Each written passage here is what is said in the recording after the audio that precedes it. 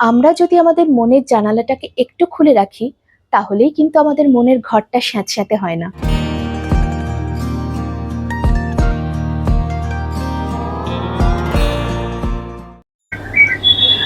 আকাশ আমায় শিক্ষা দিল উদার হতে ভাইরে, কর্মী হবার মন্ত্র আমি বায়ুর কাছে পাইরে।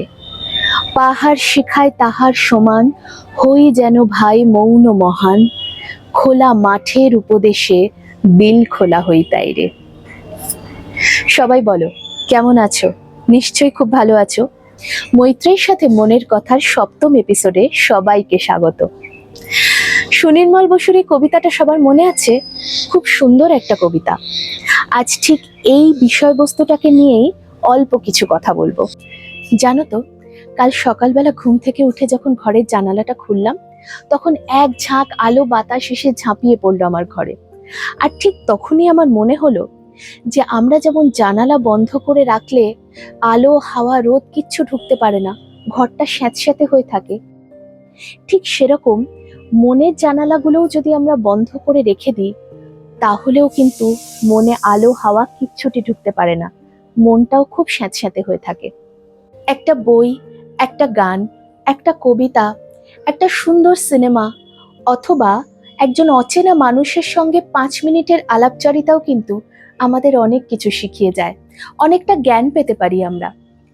জানো তো, আমাদের রোজকার কাজে আমরা এত অভ্যস্ত হয়ে গেছি, বা আমাদের রোজকার জীবনযাত্রায় বলতে পারো আমরা এতটা অভ্যস্ত হয়ে গেছি, আমাদের মনে হয় এইটাই সত্যি, এইটাই সব, এর বাইরে আর আমাদের কোনো পৃথিবী নেই। কিন্তু আমরা যদি আমাদের মনের জানালাটাকে একটু খুলে রাখি, তাহলেই কিন্তু আমাদের মনের ঘরটা স্যাঁতস্যাঁতে হয় না। তোমাদের জন্য আজকের হ্যাপি পিল। আজকের থেকে একটা ছোট্ট অভ্যাস শুরু করো তো। যা যা ভালো লাগে বা যা যা শিখতে ইচ্ছে করে, ছোট্ট ছোট্ট করে শেখো আর কোথাও লিখে রাখো।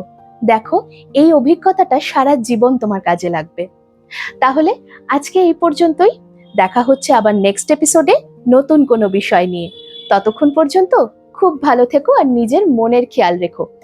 আমার সঙ্গে যদি নিজের মনের কথা শেয়ার করতে ইচ্ছে করে, তাহলে অবশ্যই ডিএম করতে পারো অথবা কমেন্ট বক্সে জানাতে পারো। আর মৈত্রীর সাথে মনের কথা শুনতে হলে তো অবশ্যই রঙ্গবক্সের সঙ্গে জুড়ে থাকতে হবে। আমাদের অফিসিয়াল ফেসবুক পেজটাকে লাইক করে দিও, ইনস্টাগ্রাম হ্যান্ডেলটাকে ফলো করে দিও, আর ইউটিউব চ্যানেলটা সাবস্ক্রাইব করে অতি অবশ্যই বেল আইকনটা প্রেস করে দিও, কারণ এবার রঙ্গ হবে বঙ্গে।